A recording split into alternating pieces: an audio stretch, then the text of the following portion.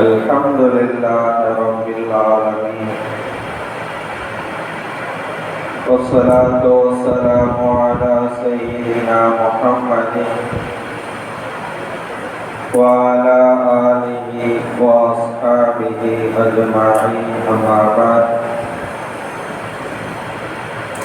قال الله تعالى في القرآن العظيم والفرقان الحميد: أعوذ بالله من الشيطان الرجيم، بسم الله الرحمن الرحيم. من عمل صالحا من ذكر أو أنثى وهو مؤمن فلنحيينه حياة طيبة. صدق الله العلي العظيم. قال نبينا صلى الله عليه وسلم: انظروا إلى من هو أسفل منكم ولا تنظروا إلى من هو فوقكم. رواه البخاري ومسلم أو كما قال عليه الصلاة والتسليم. அன்பிற்குரிய அல்லாஹ்வின் நல்லடியார்களே, எல்லா புகழும் அல்லாஹ் ஜல்லஷானஹு தஆலா ஒருவனுக்கே உரித்தாகட்டுமாக. அல்லாஹ்வின் அன்பும் அருளும் சத்திய தூதர் சன்மார்க்க போதகர் ஹஜ்ரத் முஹம்மது ரசூலுல்லாஹ் ஸல்லல்லாஹு அலைஹி வஸல்லம் அவர்களின் மீதும் அவர்களின் வழிமுறையை ஒழுவாது நழுவாது பின்பற்றி வாழ்ந்து மறைந்த உத்தம சத்திய சஹாபாக்கள், தாபியீன்கள், தபா தாபியீன்கள் மீதும், குறிப்பாக இங்கு வீற்றிருக்கிற நம் பேர்களின் மீதும் நீங்க நிலவட்டுமாக. ஆமீன். அன்பான பெருமக்களே, இந்த உலகில் வாழக்கூடிய சாதாரண மனிதர்களிலே தொடங்கி சாதனையாளர்கள் வரை எல்லா மனிதர்களாலும் தேடப்படக்கூடிய ஒரு விஷயம் நிம்மதியாக இருக்கிறது. கடைகோடியில் நிற்பவனும் நிம்மதியை தேடுகிறான், கோடியில் புரள்பவர்களும் நிம்மதியை தேடுகிறார்கள். நாட்டை ஆள்பவரும் நிம்மதியை தேடுகிறார், குடிமகன்களாக இருக்கக்கூடிய அங்கம் வகிக்கக்கூடிய ஒவ்வொரு உறுப்பினர்களும் நிம்மதியை தேடுகிறார்கள். படித்தவர்களும் நிம்மதியை தேடுகிறார்கள், பாமர மக்களும் நிம்மதியை தேடுகிறார்கள். சாதாரண மனிதர்களிலே தொடங்கி சாதனையாளர்கள் வரை எல்லா மனிதர்களாலும் எதிர்பார்க்கப்படக்கூடிய, எல்லா மனிதர்களாலும் என்னுடைய வாழ்க்கையிலே எத்தனை இருந்தாலும் இந்த நிம்மதி இல்லாமல் இருக்கிறது, மன அமைதி இல்லாமல் இருக்கிறது, நிம்மதி இல்லாத ஒரு சூழல் என்னை விட்டு அகல வேண்டும், என்னை விட்டு நீங்க வேண்டும், நான் என்னுடைய வாழ்நாளிலே நிம்மதியான முறையிலே நான் வாழ்நாளை கழிக்க வேண்டும் என்று நாம் அத்தனை பேரும் விரும்புகிறோம். அதற்காக நிம்மதியை பல வழிகளிலே நாம் தேடவும் செய்கிறோம். சிலர் தூக்கத்தின் மூலமாக நிம்மதியை தேடுகிறார்கள். ஏதாவது கொஞ்சம் ஸ்ட்ரெஸ் அதிகமாயிருச்சுன்னா என்ன செஞ்சிடறாரு, வேலைகளை நிறுத்திட்டு அப்படி கொஞ்சம் படுத்து ஓய்வெடுத்துட்டா அதற்கப்புறம் கொஞ்சம் மனசு ரிலாக்ஸாக இருக்கும். தூங்கினால் நம்முடைய மன நிம்மதி என்பது நமக்கு மீண்டும் கிடைக்கும் என்ற ரீதியிலே தூக்கத்தின் மூலமாக நாம் நிம்மதியை தேடிக்கொண்டிருக்கிறோம். சிலர் போதையின் மூலமாக நிம்மதியை தேடுகிறார்கள், சிலர் தனிமையின் மூலமாக நிம்மதியை தேடுகிறார்கள். எல்லோருடைய அரவணைப்பிலும் எல்லோருடைய நெருக்கத்திலும் இருக்கிற போது எனக்கு பல்வேறு சூழ்நிலைகள், சிந்தனைகள் ஏற்பட்டு கொண்டே இருக்கிறது. நான் தனிமையை தேர்ந்தெடுத்து அதில் நிம்மதியை தேடுகிறேன் என்று சிலர் இருக்கிறார்கள். மதுவின் மூலமாக, மாதுவின் மூலமாக நிம்மதியை தேடக்கூடியவர்கள் இருக்கிறார்கள்.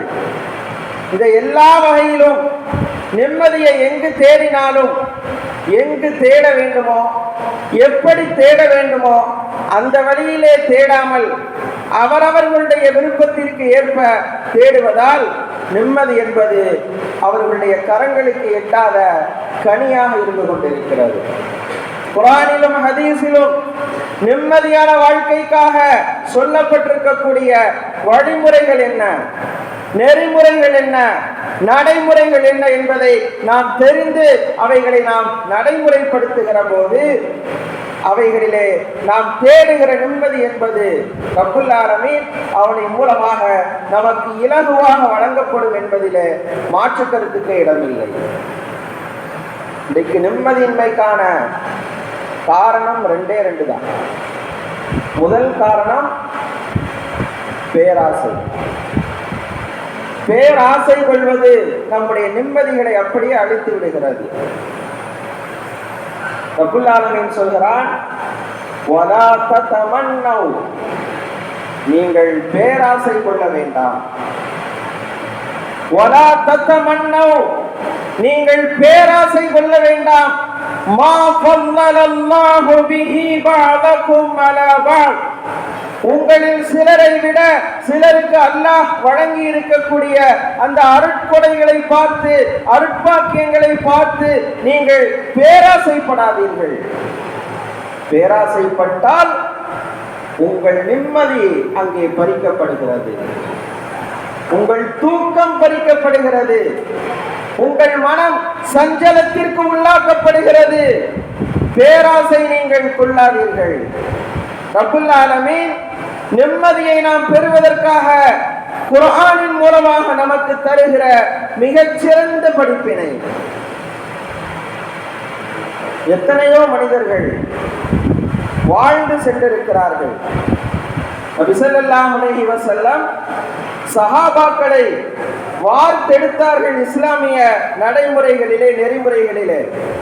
கடைசியாக மரணம் அடைகிற போது ஒரு 10 சஹாபாக்களை குறிப்பிட்டு நபி அவர்கள் ஹயாத்தாக இருக்கக்கூடிய காலத்திலே இவர்கள் எல்லாம் அஷரத்துல் முபஷரா, சுவனத்தை கொண்டு நன்மாராயம் சொல்லப்பட்டவர்கள் என்ற சுப செய்தியை நபி அவர்கள் ஹயாத்தாக இருக்கிற போது இந்த உலக மனித சமுதாயத்திற்கு அறிவித்தார்கள். கூட இருந்த சஹாபாக்கள் என்ன செய்யல?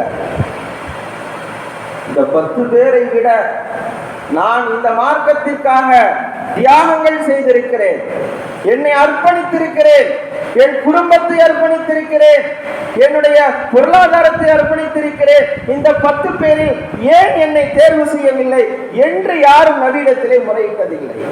சுப்ஹானல்லாஹ். வலா ததமன்னௌ என்ற ரப்புல் ஆலமீனுடைய அந்த வார்த்தைக்கு அடிபணிந்து வாழ்ந்தார்கள். ஆசை இருக்குமா இருக்காதா? நபி அவர்களின் மூலமாக இவர் சுவனவாதி என்று சொல்லப்படுகிற வார்த்தை எவ்வளவு உயர்ந்தமான வார்த்தை! கோடிகள் கிடைப்பதை விட ஒரு மனிதனுடைய வாழ்க்கையிலே அது மிகப்பெரிய சந்தோஷத்தை தரக்கூடிய வார்த்தை. ஆனால் அந்த வார்த்தை எனக்கு கிடைக்கவில்லை, என் பெயர் அந்த 10 பேர்களுடைய பட்டியலில் இடம்பெறவில்லை, ஏன் என்று நபியிடத்திலே யாரும் மேல்முறையீடு செய்ததாக எந்த வரலாறுகளும் நம்மால் பார்க்க முடியவில்லை. அப்படியானால் அல்லாஹ் வழங்கிய அந்த விஷயத்தை அவர்கள் பொருந்திக் கொண்டார்கள். நான் தீனுக்காக உழைத்திருக்கிறேன், என் குடும்பம் உழைத்திருக்கிறது, என் பொருளாதாரத்தை செலவு செய்திருக்கிறேன், என் நேரத்தை செலவு செய்திருக்கிறேன், அத்தனையும் நான் இழந்திருக்கிறேன், இதற்கான கூலி அல்லாஹ் கொடுப்பான் என்ற அந்த அசைக்க முடியாத நம்பிக்கை அவர்கள் வைத்ததனுடைய பின்னணிதான் பேராசையை விட்டு அவர்களை தடுத்திருக்கிறது. நபிகள் ஸல்லல்லாஹு அலைஹி வஸல்லம் ஹயாத்தாக இருந்தபோது எந்த சஹாபியும் இதை குறித்து முறையிடவில்லை. நபியின் மரணத்திற்கு பின்னரும் அதை பற்றி பேசவில்லை. ரப்புல் ஆலமீன் எனக்கு கொடுப்பான், நபியின் மூலமாக சொல்லிவிட்டானா அது முடிந்து போய்விட்டது என்று அல்லாஹ்வின் மீதும் நபியின் மீதும் அசைக்க முடியாத நம்பிக்கை வைத்தார்கள். எனவே பேராசைதான் நம்முடைய நிம்மதிகளை பறிக்கிறது. குர்ஆன் சொல்லக்கூடிய இரண்டாவது செய்தி, பொறாமை ஒரு மனிதனுடைய வாழ்க்கையில இருக்கக்கூடிய நிம்மதியை பறித்து விடுகிறது. உலகத்திலே நடைபெற்ற, வானத்திலே நடைபெற்ற முதல் இறை மறுப்பு என்பது அது பொறாமையின் மூலமாகத்தான் ஏற்பட்டது. நீண்ட நெடிய வரலாறு. ரப்புல் ஆலமீன் ஆதம் அலைஹிஸ்ஸலாம் அவர்களுக்கு சஜ்தா செய்ய சொன்ன போது அங்கே சஜ்தா செய்வதற்கு மறுத்ததற்கான காரணம், خلقتني من نار وخلقته من طين, என்னை நெருப்பால் படைத்திருக்கிறாய் ஷைத்தான், وخلقته من طين, ஆதமை மண்ணால் படைத்திருக்கிறாய், நான் உயர்ந்தவன் அவர் தாழ்ந்தவர். எனவே இந்த பொறாமை தான் அங்கே அல்லாஹ்விற்கு சஜ்தா செய்ய மறுத்தது. கடைசியில் என்ன ஆனது? சோனத்தை விட்டு வெளியேறக்கூடிய ஒரு இழிநிலை ஏற்பட்டது. உலகத்திலே நடந்த முதல் கொலை பொறாமையின் காரணமாக ஏற்பட்டது. அண்ணன் தம்பிக்கு மத்தியிலே ஏற்பட்ட ஒரு பெண்ணை திருமணம் செய்யக்கூடிய விஷயத்திலே ஏற்பட்ட அந்த சங்கடம் தான், மன வருத்தம் தான், அந்த பொறாமை தான் அவர்களுக்கு மத்தியிலே கொலை செய்யக்கூடிய விதத்தை தூண்டியது. குர்ஆன் அந்த நிகழ்ச்சியை அழகாக சொல்கிறது, அவருடைய உள்ளம், ஹாபிலுடைய உள்ளம் காபிலை கொலை செய்ய வேண்டும் என்று தூண்டியது. அந்த தூண்டுதலின் காரணமாக தன் சகோதரனை கொலை செய்து விட்டார். செஞ்சு முடித்ததுக்கு பின்னால ஆஹா தவறு செய்து விட்டோமே என்று கை செய்யப்பட்டார். அப்ப இந்த கொலைக்கான அசல் காரணமே அங்கு பொறாமைதான். ரப்புல் ஆலமீன் அதைத்தான் இந்த நிகழ்ச்சியை குர்ஆனிலே பதிவு செய்து வைத்திருக்கிறார். நீங்கள் நிம்மதியை தேடுகிறீர்களா? உங்களிடத்திலே பொறாமை இல்லாமல் இருக்க வேண்டும், பேராசை இல்லாமல் இருக்க வேண்டும். இந்த இரண்டையும் நீங்கள் தவிர்த்து கொண்டால் ரப்புல் ஆலமீன் உங்களுக்கு நிம்மதியை கொடுப்பதற்கு தயாராக இருக்கிறார். குர்ஆனிலே ஒரு வசனத்தை அல்லாஹ் பேசுகிறான், மன் அமில சாலிஹன் மின் தக்கரின் அவ் உன்ஸா வஹுவ முஃமின். மன் அமில சாலிஹன், யார் ஒரு நல்ல அமலை செய்கிறாரோ, மின் தக்கரின் அவ் உன்ஸா, அவர் ஆணாக இருக்கட்டும் பெண்ணாக இருக்கட்டும், வஹுவ முஃமின், முஃமினாக இருக்கும் நிலையில் இந்த காரியங்களை அவர் செய்தார் என்று சொன்னால், ஃபலனுஹ்யியன்னஹு, அவருக்கு நாம் பிரதிபு உபகாரமாக கொடுப்போம், ஹயாத்தன் தொய்யிபா, ஹயாத்தன் தொய்யிபா, நல்ல வாழ்க்கையை நாம் கொடுப்போம், நிம்மதியான வாழ்க்கையை நாம் கொடுப்போம், பரிசுத்தமான வாழ்க்கையை நாம் கொடுப்போம், அப்பழுக்கற்ற வாழ்க்கையை நாம் கொடுப்போம். வரலாறுகள், காலங்கள் தொடர்ந்து சந்ததிகளுக்கு பின்னரும் சந்ததிகள் பேசக்கூடிய ஒரு வாழ்க்கையாக அந்த வாழ்க்கையை நாம் அவருக்கு வழங்குவோம் என்று அல்லாஹ் இந்த வசனத்திலே சொல்லி காட்டுகிறார். நபிகள் ஸல்லல்லாஹு அலைஹி வஸல்லம் நபிமொழியிலே நமக்கு நிம்மதியை பெறுவதற்கான ஒரு வழிகாட்டுதலை சொல்லித் தருகிறார்கள். புகாரி, முஸ்லிம் போன்ற நபிமொழி கிரந்தங்களிலே வருகிறது, உன்துரு இலா மன் ஹுவ அஸ்ஃபல மின்கும். உலக ரீதியான காரியங்களில் உங்களுக்கு கீழ் நிலையில் இருப்பவர்களை நீங்கள் பாருங்கள், உங்களுக்கு நிம்மதி கிடைக்கும். கையே இல்லாம ஒருத்தர் இருக்கிறாரு, அவரை பார்த்து நாம் என்ன செய்யணும்? நமக்கு அல்லாஹ் கரங்களை கொடுத்திருக்கிறான், அவர் கை இல்லாம அந்த காரியங்களை நிறைவேற்றுவதற்காக எவ்வளவு சிரமப்படுவார். நமக்கு அந்த சிரமத்தை அல்லாஹ் நீக்கி வைத்திருக்கிறானே, போக்கி வைத்திருக்கிறானே, அதுவும் நமக்கு இல்லாமல் இல்லாவிட்டால் நாம் நிம்மதியை இழந்து விடுவோம் என்று உலக ரீதியான காரியங்களாக இருந்தால் அங்கே நமக்கு கீழ் நிலையில் இருப்பவர்களை நாம் பார்த்தோம் என்று சொன்னால் அல்லாஹ் நம்மை நல்ல நிலையில் வைத்திருக்கிறார், அல்லாஹ் நம்மை சீரான நிலையிலே வைத்திருக்கிறார், அல்லாஹ் நம்மை சிறப்பாக வைத்திருக்கிறான் என்கிற அந்த சிந்தனை ஒரு மனிதனுக்கு வர வேண்டும். மறுமை ரீதியான காரியங்களிலே, தொழுகை, நோன்பு, ஜக்காத், ஹஜ் போன்ற இபாதத்துக்கள் செய்கிற விஷயத்திலே வலா தன்துரு இலா மன் ஹுவ ஃபௌகக்கும், உலக ரீதியான காரியங்களிலே உங்களுக்கு மேல் நிலையில் இருப்பவர்களை நீங்கள் பார்க்க வேண்டாம். பக்கத்து வீட்டுக்காரங்க அப்படி ஆயிட்டாங்க, இப்படி ஆயிட்டாங்க, எதிர் வீட்டில் உள்ளவங்க இப்படி ஆயிட்டாங்க, அப்படி ஆயிட்டாங்க, நாம் 40 வருஷமாக இதே நிலையில் தான் இருந்து கொண்டிருக்கிறோமே என்ற நிலையிலே நீங்கள் யோசித்தால் உங்களுக்கு இருக்கிற நிம்மதியும் இல்லாமல் போய்விடும். இரவு நேரத்தில் படுத்தா தூக்கம் வராது, புரண்டு படுத்துக்கிட்டே இருக்க வேண்டியதுதான். தேவை இது சூழ்நிலை அப்படியே கடந்து செல்கிற போது தூக்கத்தை பெறுவதற்காக தூக்க மாத்திரைகளை சாப்பிட வேண்டிய ஒரு நெருக்கடியான சூழல் ஏற்படும். ரப்புல் ஆலமீன் நபி ஸல்லல்லாஹு அலைஹி வஸல்லம் அவர்களின் மூலமாக தெளிவான வழிகாட்டுதலை நமக்கு கொடுத்திருக்கிறார். உலக ரீதியான காரியங்களிலே உங்களுக்கு கீழ்நிலையில் இருப்பவர்களை பாருங்கள், மேல்நிலையில் இருப்பவர்களை நீங்கள் பார்க்க வேண்டாம். மேல்நிலையில் இருப்பவங்களை பார்த்தீங்கன்னா உங்களுக்கு இருக்கிற நிம்மதியும் இல்லாமல் போய்விடும். யாருக்கு எவ்வளவு எங்கே எப்போது கொடுக்க வேண்டும் என்பதை அல்லாஹ் அறிந்தவனாக இருக்கிறார். அதனால அவன் அதை முடிவு செய்து கொள்வான். நாம ஒன்றை நினைத்து கொண்டு அதிலே நமக்கு நிறைவு இருக்கிறது என்று நாம் நிரம்பினால் நம்முடைய நிம்மதியை அங்கே இழக்க நேரிடும். அதைத்தான் நபிகள் ஸல்லல்லாஹு அலைஹி வஸல்லம் சுருக்கமாக சொல்கிறார்கள், மார்க்க ரீதியான காரியங்களிலே உங்களுக்கு மேல்நிலையில் இருப்பவர்களை பாருங்கள். 4 ரகாயத்து சுன்னத் தொழுகிறார்னா 2 ரகாயத்து நஃபில் தொழுகிறார்னா நாம கூட 2 ரகாயத்து அவரை விட நஃபில் தொழ வேண்டும் என்று நீங்கள் அந்த சிந்தனைக்கு வாருங்கள். உலக ரீதியான காரியங்களில் உங்களுக்கு கீழ்நிலையில் இருப்பவர்களை பார்த்தால் உங்களுக்கு நிம்மதி கிடைக்கும். உலக ரீதியான காரியங்களில் உங்களுக்கு மேல்நிலையில் இருப்பவர்களை பார்த்தால் உங்களுக்கு நிம்மதி கிடைக்காது. மார்க்க ரீதியான காரியங்களிலே உங்களுக்கு கீழ்நிலையில் இருப்பவர்களை பார்த்தால் நீங்கள் இபாதத் செய்வதற்கு ஆசைப்பட மாட்டீர்கள். உங்களுக்கு மேல்நிலையில் இருந்து அமல் செய்யக்கூடியவர்களை பார்த்தால் நாமும் அமல் செய்ய வேண்டும் என்கிற ஆசை, ஆர்வம், ஒரு சிந்தனை என்பது உங்களுக்கு பிறக்கும்.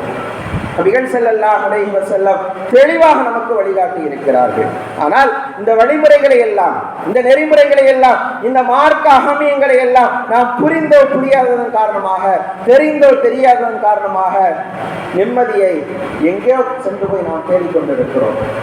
குர்ஆனிலே ஒரு வசனத்தில் அல்லாஹ் பேசுகிறான், அலா அறிந்து கொள்ளுங்கள், பிதிக்ரில்லாஹ் அல்லாஹ்வை நினைவு கூறுவதன் மூலமாக தத்மையின்னுல் குலூப் உள்ளங்கள் அமைதி பெறுகிறது என்ற வசனத்தை அல்லாஹ் அருளி வைத்திருக்கிறார். ஒவ்வொரு நாடும் அது காலை நேரத்திலோ மாலை நேரத்திலோ ஒரு நேரத்தை நாம் ஒதுக்கி அல்லாஹ்வை திக்ர் செய்கிற அந்த பழக்கத்தை நாம் ஏற்படுத்தி கொண்டோம் என்று சொன்னால் நம்முடைய வாழ்க்கையிலே நாம் கடந்து வந்த வாழ்க்கையிலே ஒவ்வொரு நாளும் சந்தித்துக் கொண்டிருக்கக்கூடிய பல நெருக்கடிகளுக்கு அருமருந்தாக அந்த திக்ரை, அல்லாஹ்வை நினைவு கூறுவதை ரப்புல் ஆலமீன் அங்கு ஏற்படுத்தி இருக்கிறார். நபிகள் ஸல்லல்லாஹு அலைஹி வஸல்லம் பல்வேறு நேரங்களிலே நமக்கு சொல்லி சென்றிருக்கிறார்கள். காலை நேரங்களிலே மாலை நேரங்களிலே அல்லாஹ்வை புகழுங்கள். ஏன் சுபஹ் தொழுகைக்கு பிறகும் அஸர் தொழுகைக்கு பிறகும் பள்ளிவாசல்களிலே ஜமாத்தோடு தொழுது முடித்ததற்கு பிறகு அங்கே லா இலாஹ இல்லல்லாஹ் சொல்லப்படுகிறது? இந்த நபிமொழிகளை எல்லாம் அடிப்படையாக வைத்துத்தான் அந்த திக்ர்கள் என்பது நடைமுறையாக ஏற்படுத்தப்பட்டிருக்கிறது.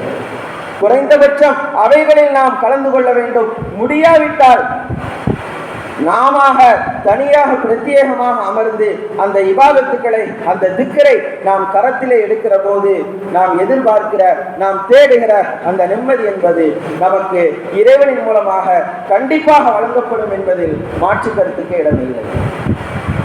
ரப்புல் ஆலமீன் குர்ஆன் ஷரீஃபிலே பல்வேறு வசனங்களிலே சொல்லி தந்திருக்கிறார். முதல்ல அல்லாஹ்வின் மீது நமக்கு நம்பிக்கை என்பது அதிகரிக்க வேண்டும். ஒரு வசனத்திலே அல்லாஹ் பேசுகிறான், லா யுகல்லிஃபுல்லாஹு நஃப்ஸன் இல்லா உஸ்அஹா. அல்லாஹ் எனக்கு எதை விதித்திருக்கிறானோ, என்னால் எவ்வளவு தாங்க முடியுமோ, என் சக்திக்கு மேல் அவன் எனக்கு துன்பங்களை தரமாட்டான், என் சக்திக்கு மேல் அவன் என்னை கஷ்டப்படுத்த மாட்டான் என்கிற அந்த வசனங்களை நாம் நினைவிலே கொள்ள வேண்டும். நிறைய வசனங்கள். இன்னொரு வசனத்திலே அல்லாஹ் பேசுகிறார், குல்லை யுஸீபனா இல்லாமா கதபல்லாஹு லனா ஹுவ மௌலானா வ அலல்லாஹி ஃபல்யதவக்கலில் முதவக்கிலூன்.